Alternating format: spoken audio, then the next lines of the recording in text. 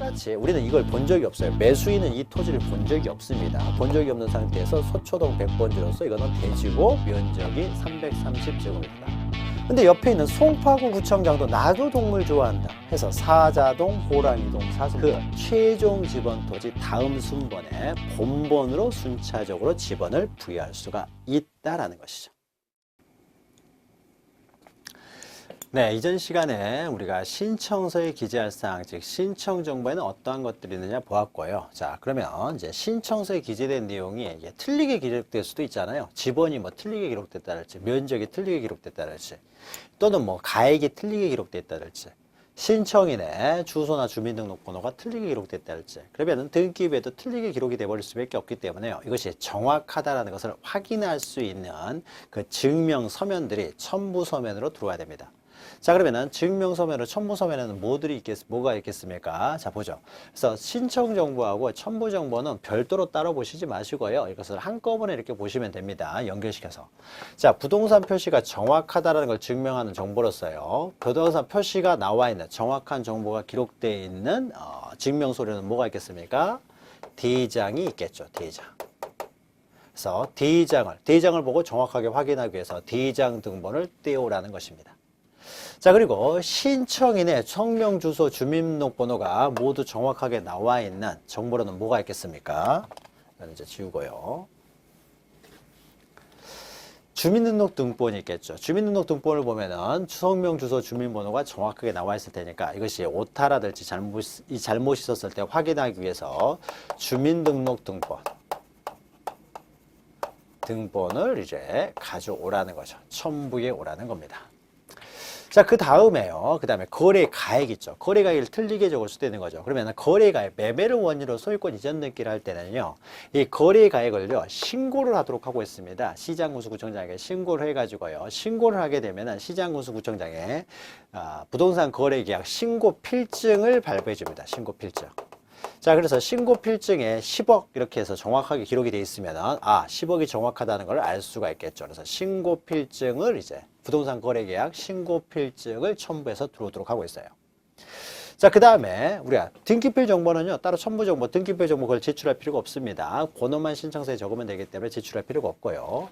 자, 등기 원인 있죠. 등기 원인. 자, 등기 원인을 증명하는 정보로서는 뭐가 있겠습니까? 갑과 을 두 사람이 이제 계약을 했던 계약서가 있게 되겠죠. 계약서를 들고 오라는 거죠. 계약서. 자, 계약서를 들고 와야 되는데 이것은 공동신청의 경우에는 계약서를 들고 오면 됩니다. 공동신청은. 그런데 만약에요, 승소 판결을 받아서 단독 신청을 할 때요. 자, 승소 판결 받아서 단독 신청을 할 때는 이때도 우리 혼자 오면서 계약서만 들고 와서 혼자 와가지고 등기해 주세요. 그러면 등기해 줄 수가 없는 것이죠. 승소 판결에서 단독 신청하기 위해서는 뭘 가져와야 됩니까? 확정 판결 정보를 가지고 와야 되는 거죠. 확정 판결 정보를 가지고 와야 단독 신청할 수 있는 권한이 있다는 것이고, 그래서 등기를 해줄 수 있기 때문에 단독 신청의 경우에는요, 확정 판결 정보를 가져야 되겠죠. 확정 판결 정본을 첨부해 들어와야 된다는 것이죠. 자, 그리고 이제 등기 목적이요. 자, 소유권 이전 등기는 장차 이 사람들이 원하는 목적이 되는 거죠. 아직 소유권 이전 등기는 안 돼 있는 상태에서 지금 등기를 신청하는 거죠. 따라서 등기 목적을 증명하는 정보, 이런 것들은 존재할 수가 없겠죠. 그래서 첨부 서면으로 대표적인 것이 대장, 주민등록등본, 그 다음에 부동산 거래계약 신고필증. 이것은 매매를 원인으로 소유권 이전 등기를 할 때만 이제 부동산 할 때만 필요한 것이 되겠죠.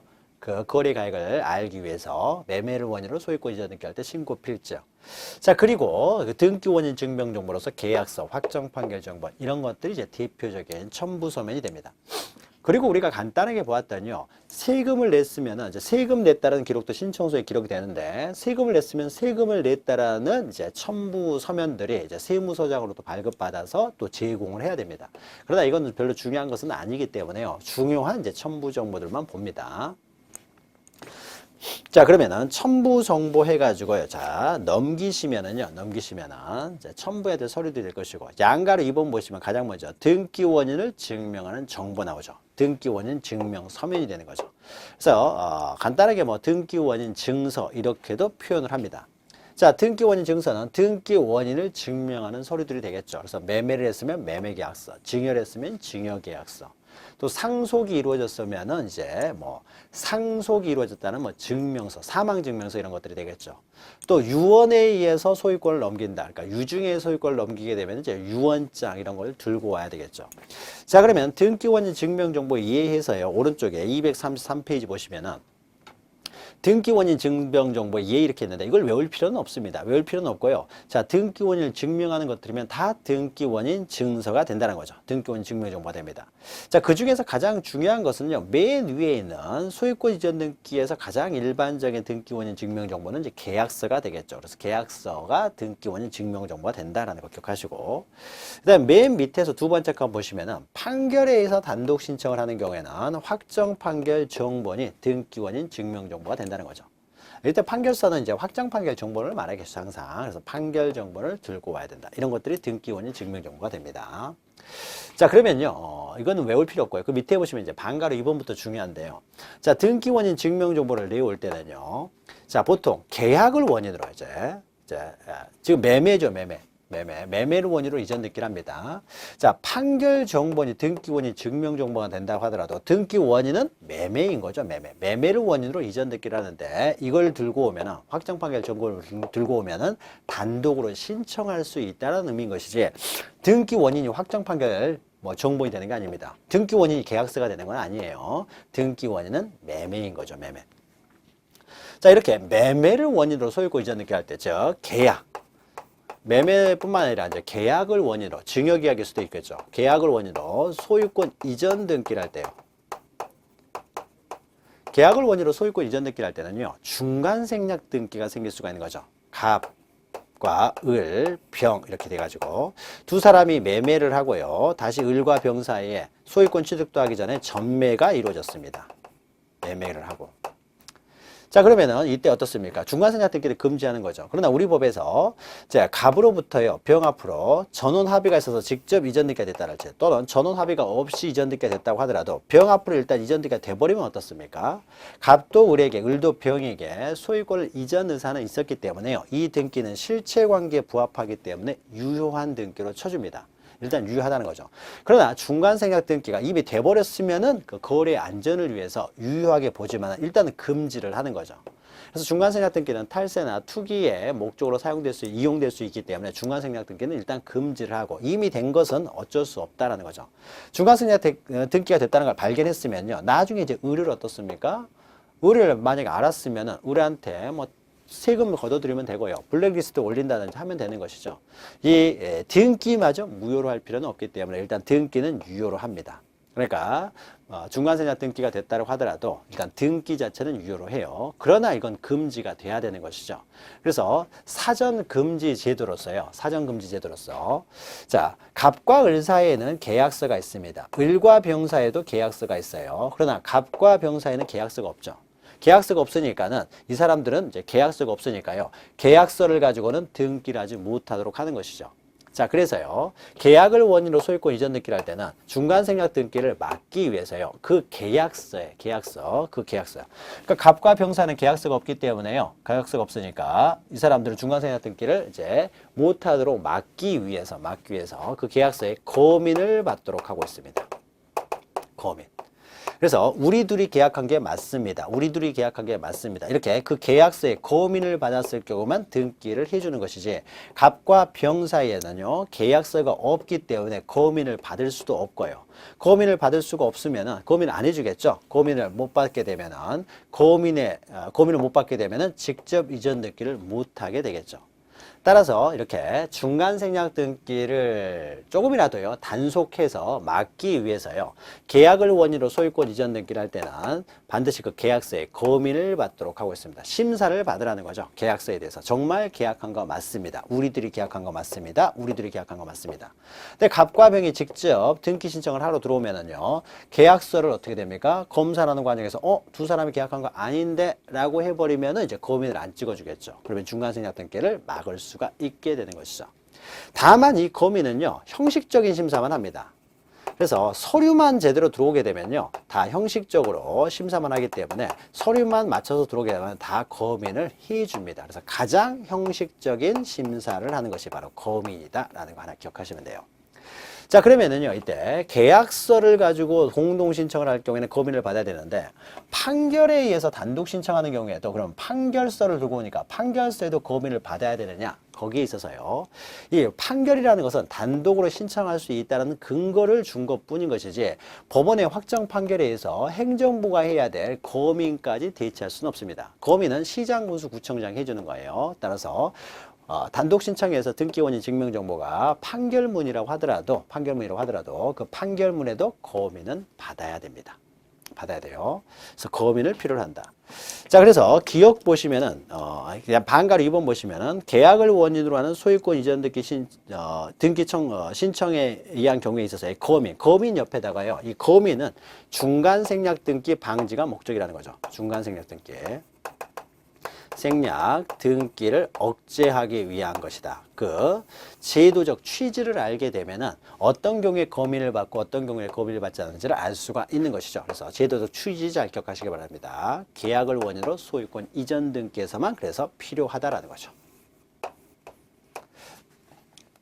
자, 그래서 1의 보시면 계약을 원인으로 소유권, 자, 계약에다 동그라미, 그 다음에 소유권 이전 등기에서만 필요합니다. 이전 등기를 할 때 중간 생략 등기의 문제가 생기기 때문에 이전 등기를 신청할 때는 일정한 사항이 기재된 그 계약서에다 동그라미 치시고, 계약서에 거민 신청인을 표시하여 부동산 소재지를 관할하는 시장군수구청장 또는 그 위임을 받은 읍면동의 장에 거민을 받아서 제출을 해야 된다라는 것이죠. 그리고 쭉 내려와서 동그라미 리을 보시면은 등기 원인을 증명하는 서면이 집행력 있는 판결서. 집행력 있는 판결서라는 것은 확정 판결 정보를 말합니다. 확정 판결만이 집행을 할 수 있지, 아직 판결이 확정되지도 않았는데 집행을 할 수는 없거든요. 그래서 집행력 있는 판결서라는 것은 확정 판결 정본을 의미해요. 그래서 집행력 있는 판결서나 또는 이 확정 판결 정본과 동일한 효력을 갖는 것이 조서라는 거죠. 그래서 조서인 경우에 이런 것들도 거민은 받아야 된다라는 것이죠.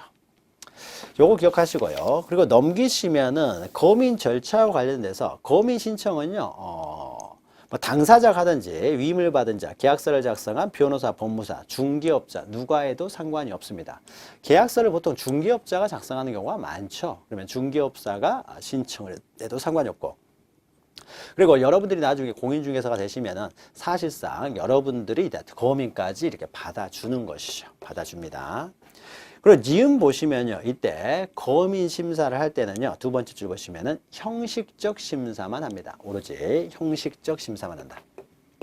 그래서 서류만 갖추고 있으면은요, 다 거민을 해준다라는 거죠. 가장 형식적 심사를 합니다. 자, 그런데 이제 쭉 내려와서 동그라미 3번 보시면은 거민이 필요로 하지 않는 경우를 보죠. 자, 요 내용은요. 자, 기억 보시면은 소유권 이전 등기의 등기 원인이 계약이 아니라든지 또는 소유권 이전 등기가 아니라 소유권 말소 등기라든지, 자, 이런 것들은 어떻습니까? 거민을 필요로 하지 않는다는 거죠. 그리고 동그라미 니은 보시면요. 자, 가등기, 중간에 가등기를 하고 본등기를 한다고 해보죠. 중간에 가등기가 있습니다. 자, 가등기를 하고 나중에 이전 등기, 본등기를 한다라고 하게 되면은 거민은 가등기 할 때 필요하냐, 본등기 할 때 필요하냐에 있어서 중간 생략 등기를 통해서 소유권을 취득하는 것을 억제하기 위해서 있는 제도이기 때문에요. 가등기를 통해서 소유권을 취득하는 건 아니잖아요. 따라서 가등기 할 때는 필요 없고 본등기 할 때 필요하다라는 것이죠. 그래서 오른쪽 235페이지 보시면 거민을 받는 경우 받지 않는 경우 돼 있죠. 그래서 첫 번째 보시면 계약을 원인으로 소유권 이전 등기, 그래서 계약서에 거민을 받는다든지, 그리고 두 번째 그 밑줄 줄 보시면은 판결서에도 거민을 받아야 된다. 그리고 밑에 보시면은 가등기에 기한 본등기를 했을 때는 본등기 할 때 필요하다라는 거죠. 그래서 거민을 받지 않는 경우는 계약 이외의 사유인 수용, 상속, 경매, 취득시효, 진정명예보호 이런 것들은 계약이 아니니까 필요 없고요. 자, 그 다음에 보시면은 소유권 이전 등기야 말소 등기를 신청하게 되면 필요가 없고요. 그리고 그 밑에는 국가나 지방자치단체가 일방 당사자인 경우에는 중간생략 등기 위험성이 없는 거죠. 그래서 이런 것들은 필요가 없고요. 그 다음에 밑에는 조금 이따 설명을 합니다. 그리고 맨 마지막에 가등기를 할 때는 필요가 없다라는 것이죠. 없다. 그래서 일단 계약서를, 그러니까 등기 원인 증명 정보로서 계약서나 판결 정보를 들고 와야 되는데 일정한 경우에 계약을 원인으로 소유권 이전 등기를 할 때는 거민을 받아야 된다. 거민을 받은 계약서, 확정 판결 정보를 들고 와야 된다는 거죠. 자, 그리고요.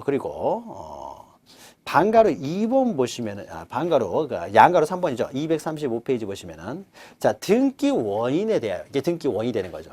이 등기 원인에 대해서요, 제3자의 허가나 승낙, 동의가 필요한 경우에요. 자, 이게 등기 원인이 되겠죠. 등기 원인에 제3자의 허가가 필요한 경우에요. 허가 등이 필요한 경우.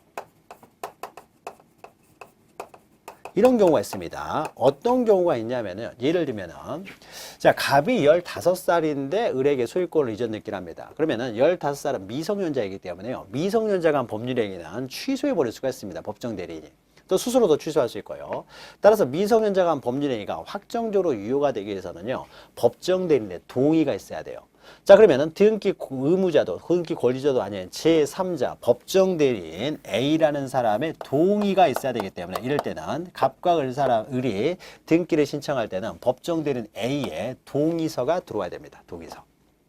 또 우리 여러분 민법의 임대차에서 보시면요, 만약에 갑이 을에게요, 자신의 임차권을 이전을 합니다.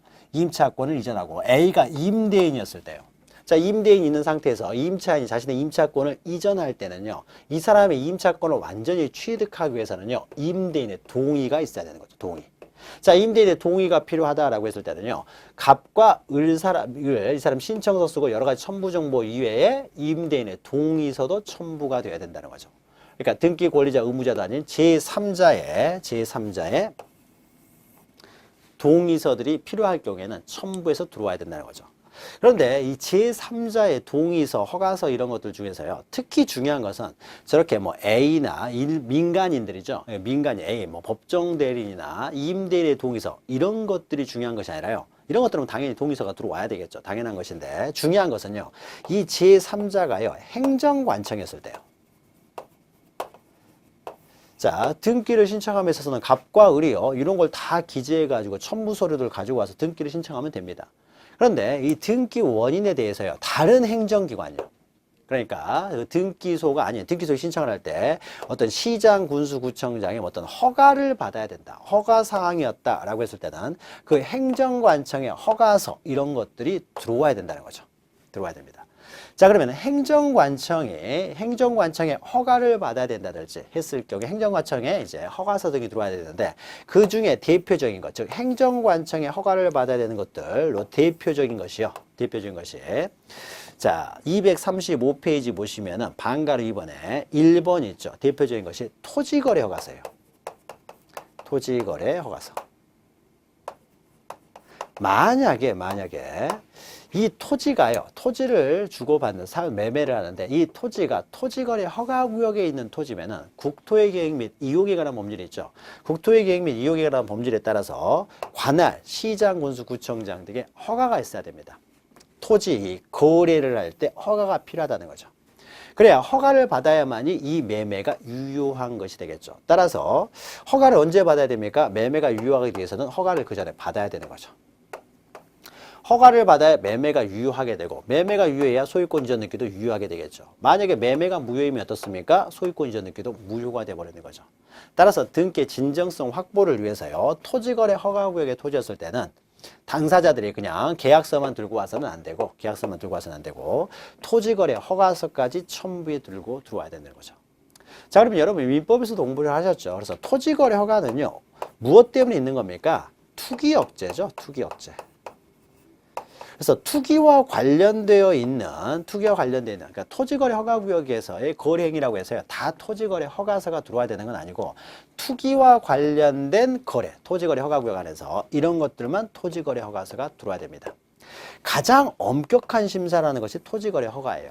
토지거래 허가. 부동산 투기 잘못 못 잡았다가는 어떻습니까? 정권이 뭐 이렇게 흔들려 버릴 정도가 되는 것이죠. 그래서 굉장히 엄격하게 심사를 합니다. 가장 엄격하게.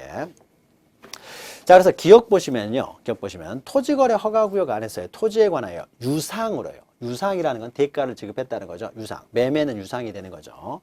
유상으로요, 소유권, 지상권. 자, 소유권뿐만 아니라 지상권도 포함됩니다. 소유권, 지상권에 있어서의 그 이전, 유상으로 소유권을 이전한다든지, 또는 유상으로 이제 지상권을 이전한다든지, 지상권을 설정한다든지 했을 때요. 이런 체계약, 이런 계약을 체결하고 그에 따라 등기 신청을 하는 경우에는 시장군수구청장의 토지거래 허가 증명정보, 즉 토지거래 허가서가 들어와야 된다는 거죠. 자, 토지거래 허가구역이라고 해서 다 필요한 것이 아니라 뭐 어떤 경우만요? 유상계약만, 유상거래만, 그것도 소유권, 지상권만, 이전 설정에 있어서만 필요하다는 것이죠.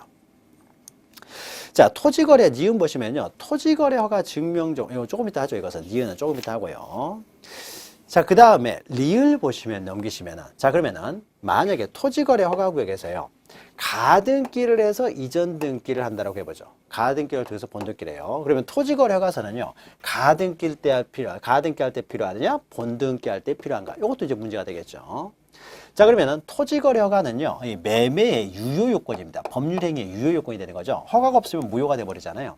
유동적이지만 무효죠. 그래서 나중에라도 허가를 받으면은 이제 확정적으로 유효가 되지만은, 소급해서 확정적으로 유효가 되지만, 일단 허가가 없는 상태에서는 어떻습니까? 매매는 유동적이지만 무효가 되는 거죠. 자, 그러면은 이 가등기라고 하는 것은요, 매매계약에 따른 소유권 이전등기 청구권을 보전하기 위해서 하는 겁니다. 매매가 무효면은 소유권 이전등기 청구권이 존재하지 않기 때문에 가등기도 할 수가 없겠죠. 그 청구권을 보존하기 위한 가등기도 불가능해지겠죠. 따라서 만약에 토지거래 허가가 없이 이루어진 가등기면 어떻습니까? 이 가등기도 무효가 돼버리는 거죠. 매매가 무효면은요. 매매가 무효이기 때문에 가등기도 무효가 돼버리는 거죠. 따라서 어떻습니까? 가등기, 본등기를 할 때는 언제 필요하겠습니까? 가등기 할 때 필요한 거죠. 가등기 할 때 필요한 것이지, 본등기 할 때 필요한 게 아니에요. 가등기 할 때 제공을 했다는 건 뭐겠습니까? 토지거래 허가를 받았다는 의미가 되기 때문에 본등기 할 때 따로 제공할 필요는 없는 것이죠. 없다라는 거죠. 요거 기억하시고요.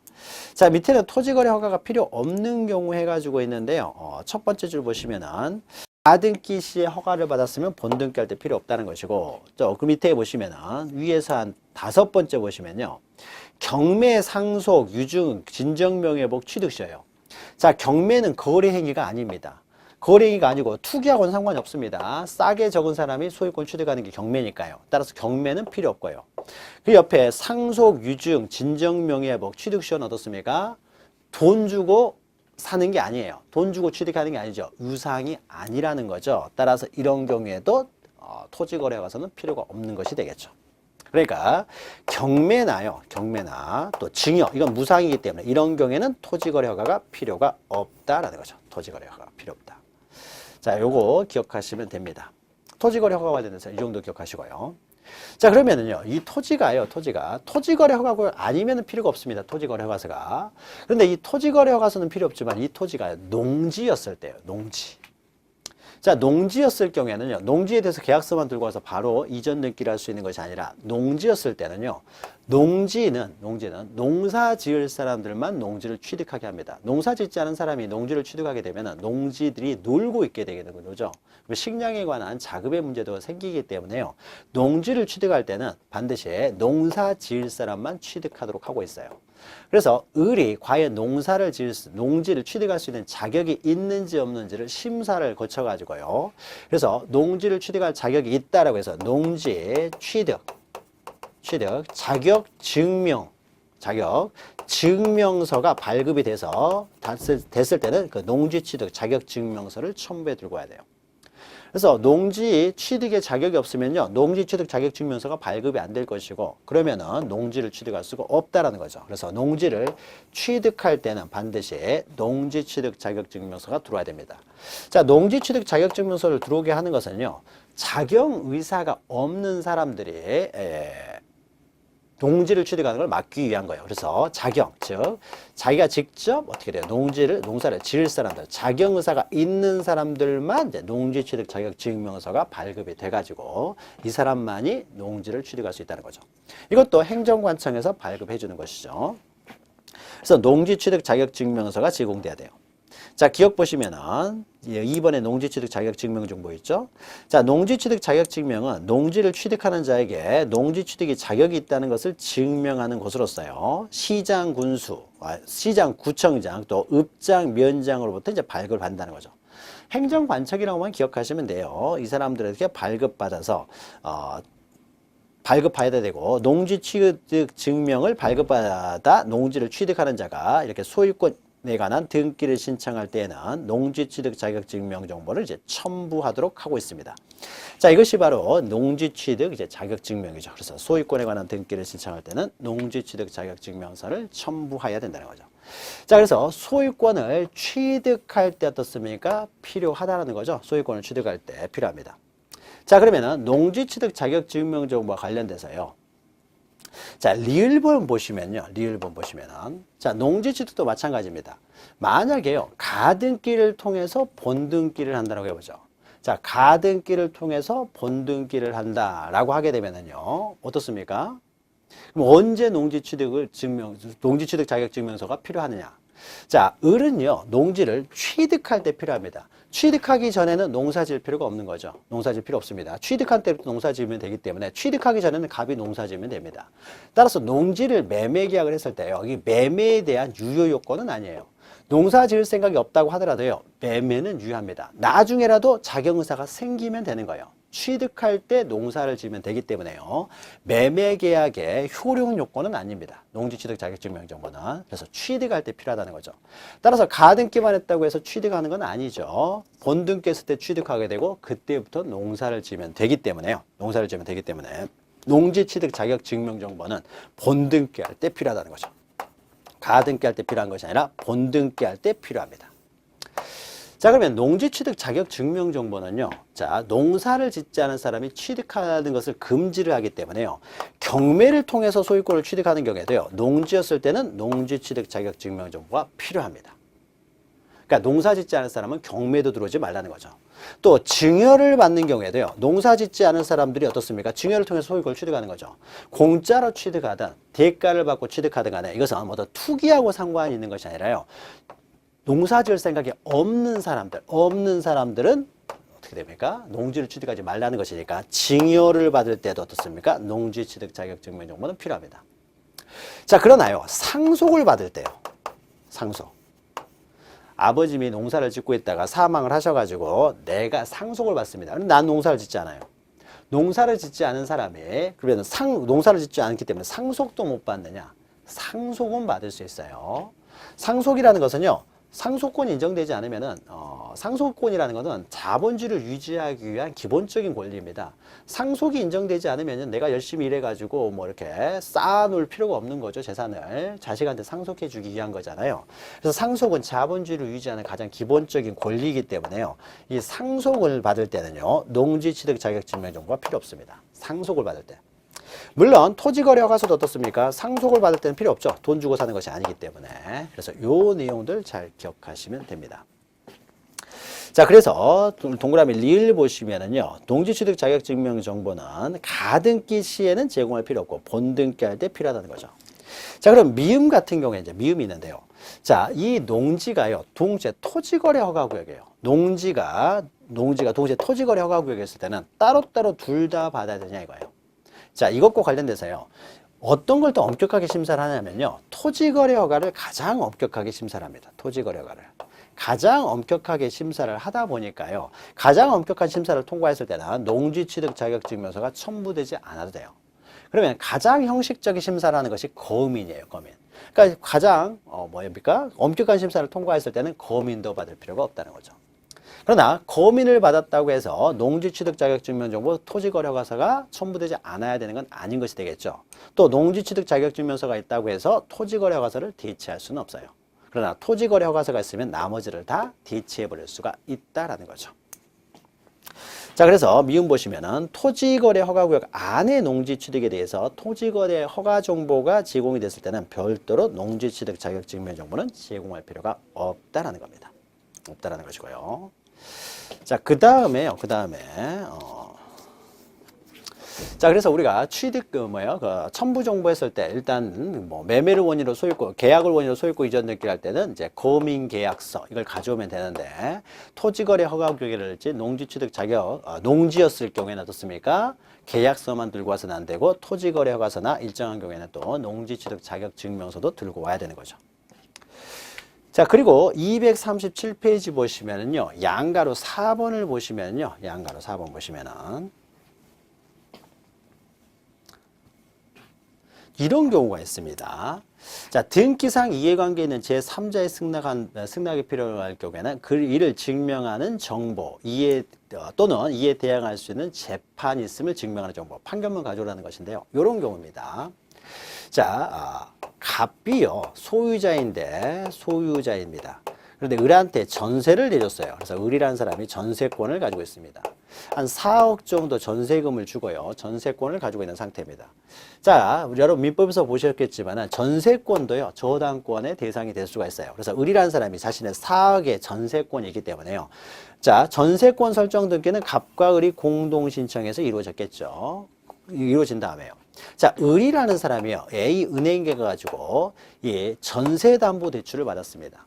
자, 그러면 은행에서는요, 이 전세권을 담보로 돈을 빌려준 거죠. 그러면 은행에서는 그 물건, X 물건에 대해서 저당권을 설정하는 게 아니죠. 저당권을 갖는 것이 아니죠. 소유자가 돈 빌리는 게 아닙니다. 전세권자가 전세권을 담보로 돈을 빌리기 때문에 이 은행에서 이 담보권자가 갖는 담보권, 저당권은 바로 전세권에 대한 저당권이 되겠죠. 그래서 이 사람은 전세권에 대한 저당권을 설정하고 자, 3억을 빌려줬다는 거죠. 4억이니까 3억 정도 빌려주겠죠.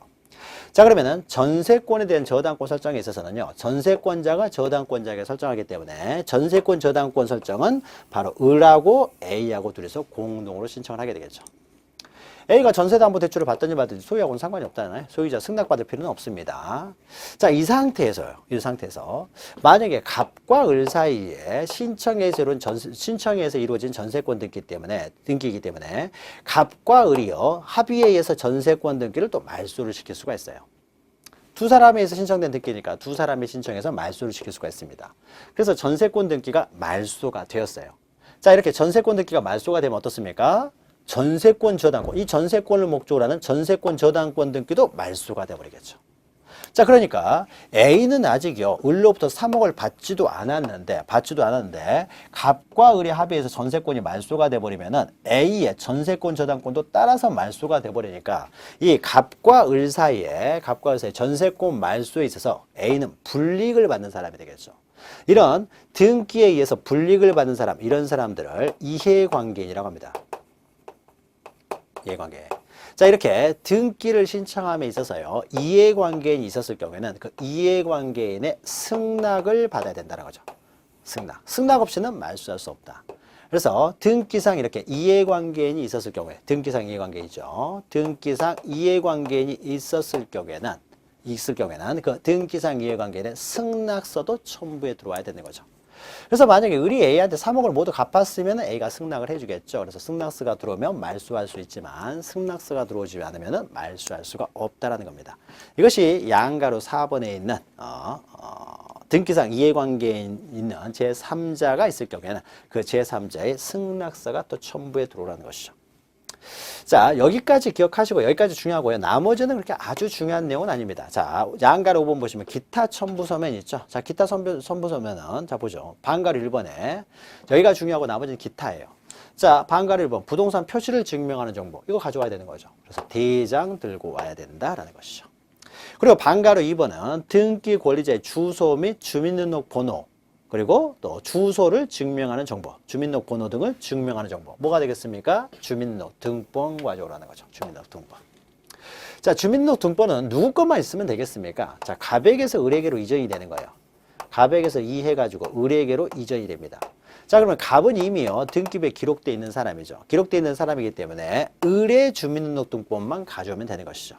그래서 원래 등기 권리자인 을의 주민등록번호만 있으면 됩니다. 그래서 일반적으로는요, 자, 보시면은 제목에서도 있죠. 등기 권리자의 주민등록번호만 가져오면 됩니다. 그런데요, 예외적으로요. 그러니까 이런 경우로 생각해 보죠. 갑이 소유자인데 A 앞에 저당권을 설정을 합니다. 저당권 설정을 해요. 자, 저당권 설정을 하게 되면 A에 대해서 새롭게 등기부에 기록이 되겠죠. 따라서 A의 주민등록번호만 가져오면, 주민등록등본만 가져오면 되겠죠. A를 새로 기입하기 때문에 등기 권리자인 A의 주민등록 등본만 가져오면 될 것 같은데 소유권 이전 등기를 할 때만 이제 예외가 됩니다. 소유권 이전 등기를 할 때는요, 그 등기의 진정성 확보를 위해서 등기 의무자의 주민등록등본도 가져오라고 해요. 자, 그래서 밑에 동그라미 2번 보시면은 등기 권리자가 새로 등기 명의이 되는 경우만 제공합니다. 이 사람 새로 기입을 해야 되기 때문에요. 이게 원칙인데요. 원칙인데 넘기시면은 동그라미 3번에 소유권 이전 등기를 신청할 때는요, 예외적으로 갑의 등기 의무자의 주민등록등본도 첨부하라고 합니다. 첨부하라고 해요. 요거 좀 하나 기억하시고. 그 다음에 방가로 3, 4, 5번은요, 그 신청을 하는 사람이 뭐 법인이나 대리인이다 라고 했을 때는 뭐 그런 자격증명 정보를 가져오라는 것이죠. 3, 4, 5번은 그렇게 중요한 내용이 아닙니다. 특히 방가로 5번은 중요한 내용이었는데요. 작년에 시험에 출제가 됐기 때문에 이제 당분간은 안 나올 거예요. 그리고 방가로 6번이죠. 자, 방가로 요거죠. 부동산 거래계약 신고 필증이라는 거죠. 그래서 자, 밑에 보시면 부동산에 관한 매매 계약을 등기 원인으로 하여 소유권 이전 등기를 합니다. 매매를 원인으로 소유권 이전 등기를 할 때는 거래가액을 신고하기 때문에 거래가액을 이제 확인하기 위해서요, 거래계약 신고 필증을 첨부하도록 하고 있습니다.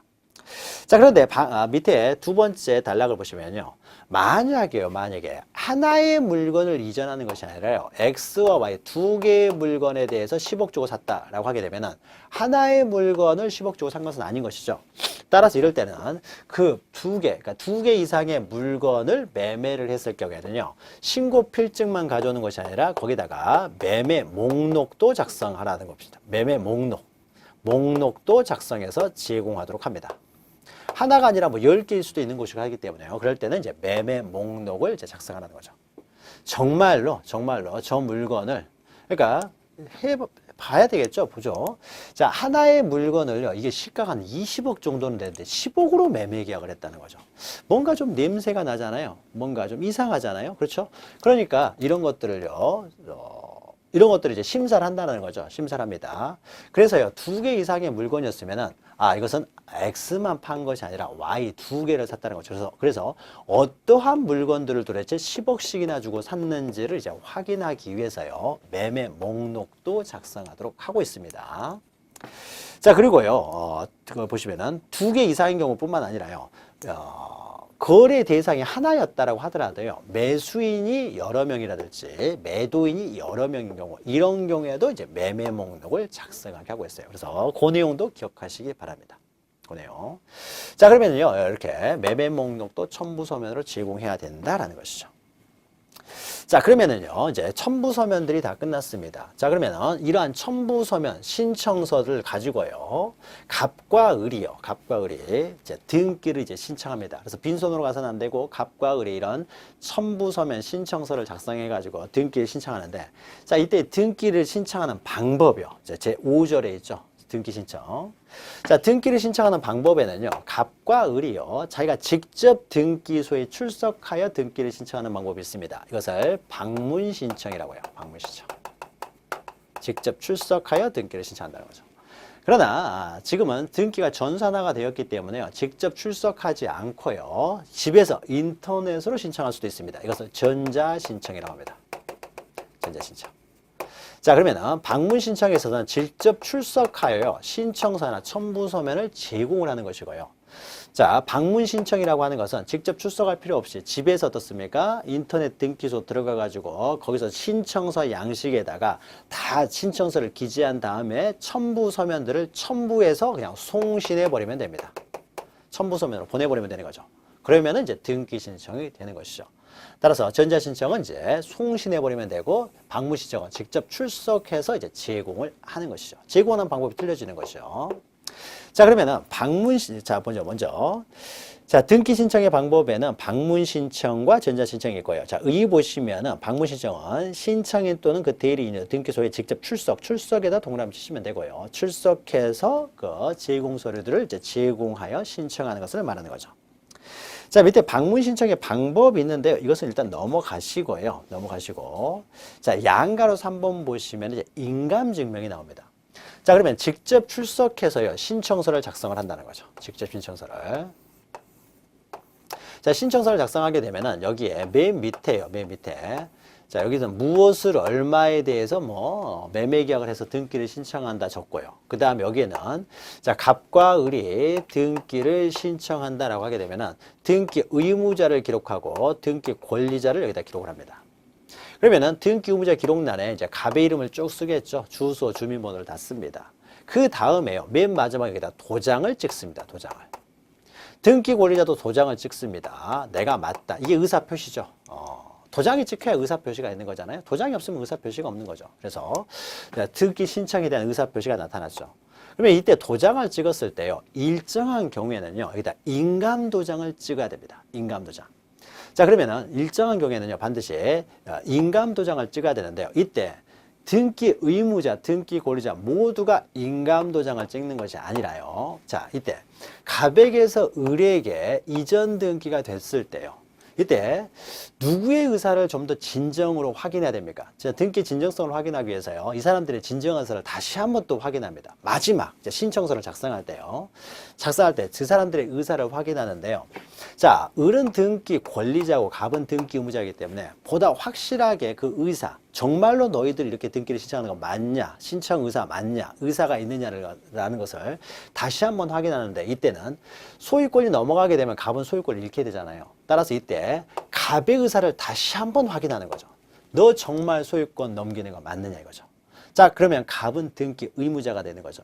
그래서 등기 신청 의사를 다시 한번 확인하게 되는데요. 등기 신청 의사를 확인함에 있어서 중요한 사람은 등기 의무자이기 때문에요. 등기 의무자의 의사를 정확하게 다시 한번 확인하기 위해서 등기 의무자가 찍는 도장은요, 반드시 인감도장을 찍어야 됩니다. 인감도장을 찍어야 돼요. 자, 그러면은 여기가 신청서라는 거죠.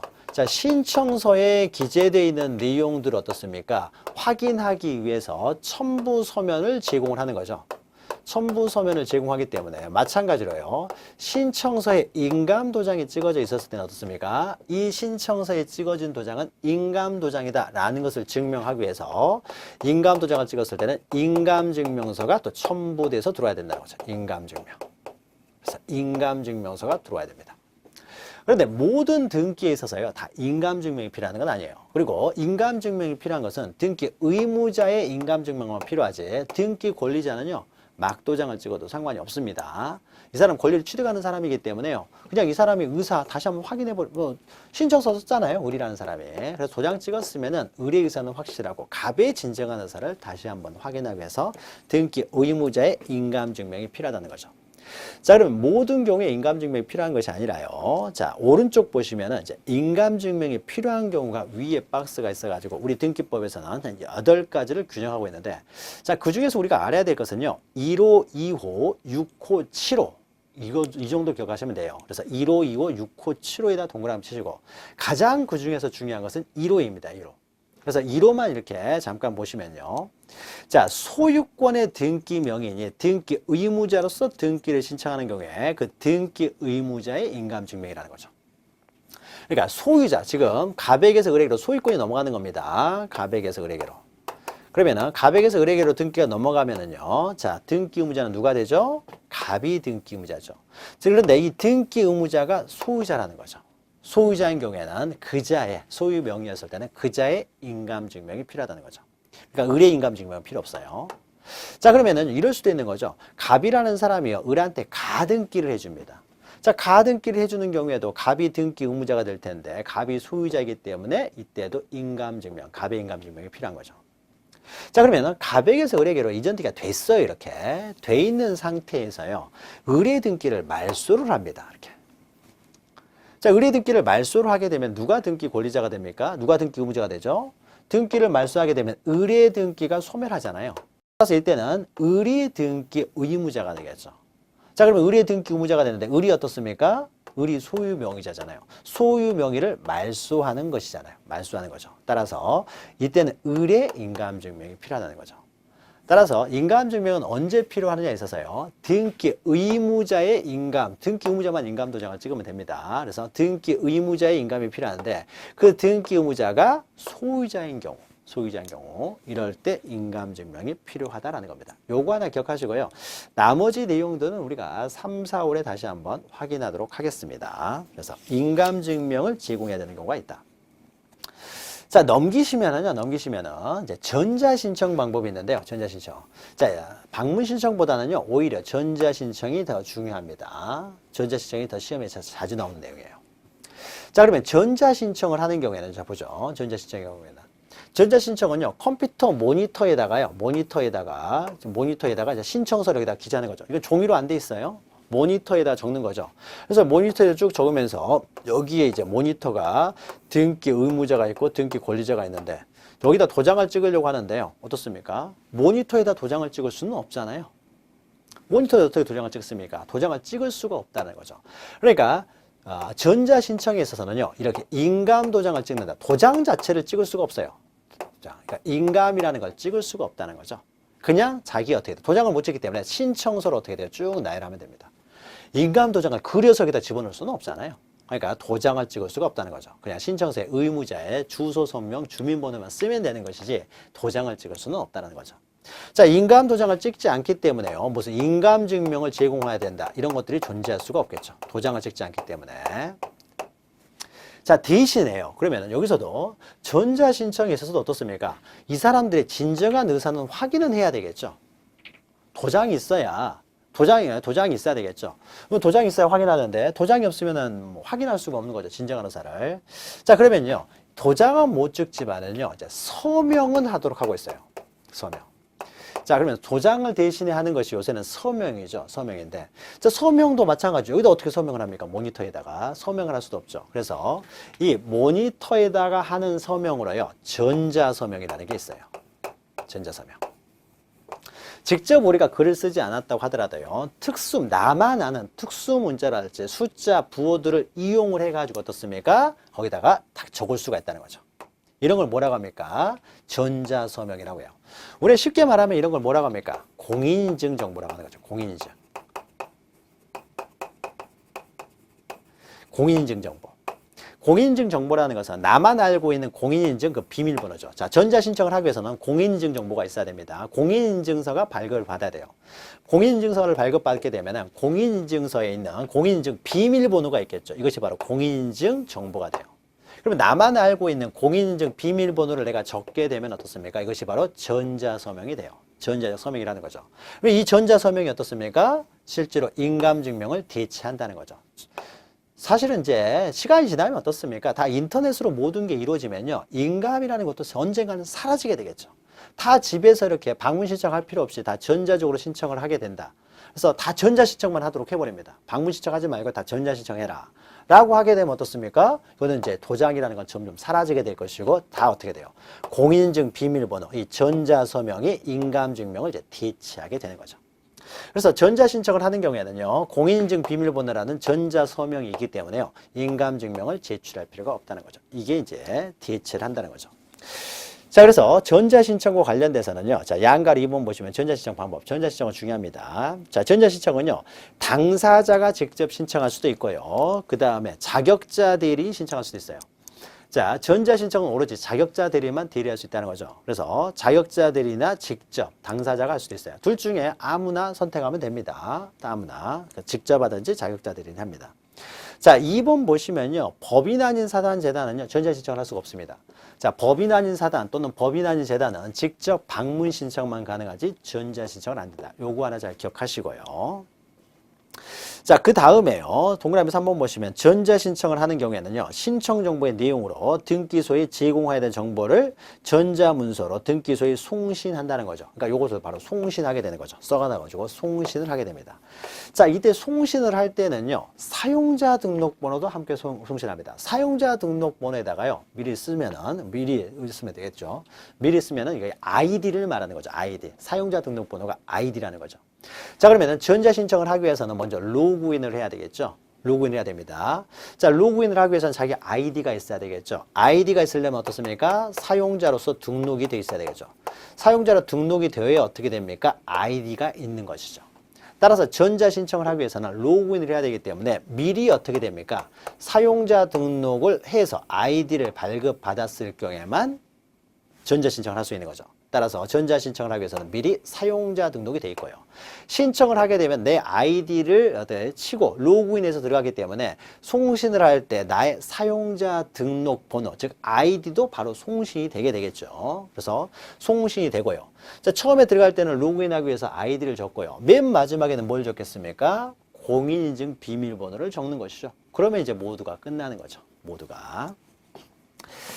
자, 그 다음에 동그라미 5번 보시면요. 자, 신청 정보나 첨부 정보에 전자문서를 송신할 때는 오른쪽이죠. 전자서명 정보. 이게 바로 공인증 정보라는 거죠. 공인인증 비밀번호도 어떻게 돼요? 함께 송신이 된다는 거죠. 함께 송신이 된다. 그래서 시작할 때 로그인, 사용자 등록, 로그인해서 들어갔다가 그다음에 공인인증 정보를 송신하게 되면 모두가 끝나는 거죠. 자, 그러면은 전자신청과 관련돼서는요. 여러분 그 243페이지 보시면 이제 사용자 등록이 있죠. 자, 방문 신청은 인감 증명이 중요한 것이고요. 자, 전자 신청에서는 인감 증명 필요 없기 때문에요. 뭐 인감 증명 말은 안 나오고 공인인증 전자 서명 있다라는 거, 이게 대체한다는 거 이 정도만 기억하시면 되고요. 중요한 거는요. 미리 사용자 등록을 해야 된다는 거죠. 사용자 등록을 통해서 아이디를 발급받아야 된다는 거죠. 자, 그러면 사용자 등록의 절차해 가지고요. 자, 1번 보시면 전자 신청을 하기 위해서는 당사자 또는 그 대리할 수 있는 자격. 전자 신청은 자격자 대리만 대리할 수 있기 때문에 법무사나 변호사가 미리 사용자 등록이 되어 있어야 됩니다.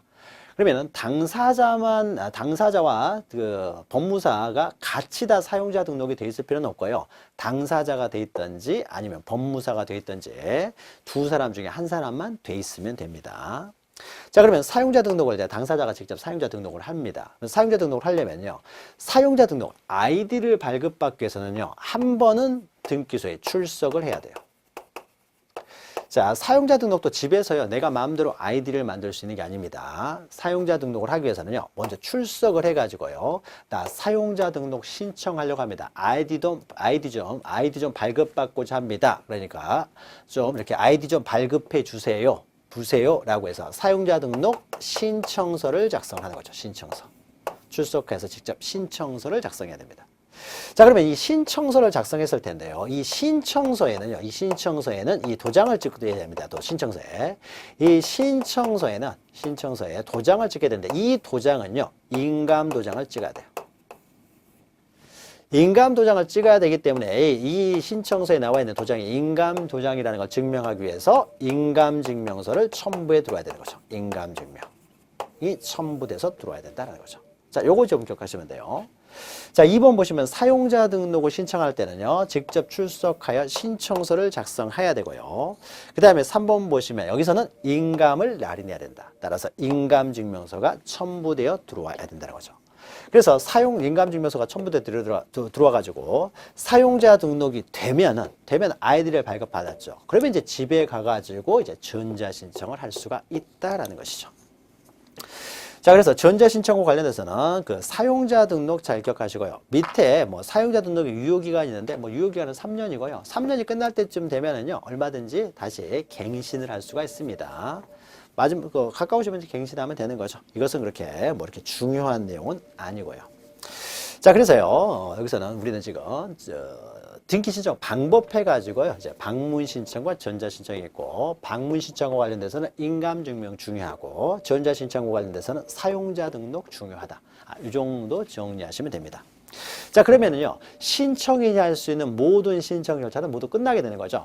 자, 등기 신청 가불이 신청서 작성하고 첨부서면 다 준비해가지고 방문 신청을 하든지 전자 신청을 하면은 이제 내 손은 다 떠난 것이 되겠죠.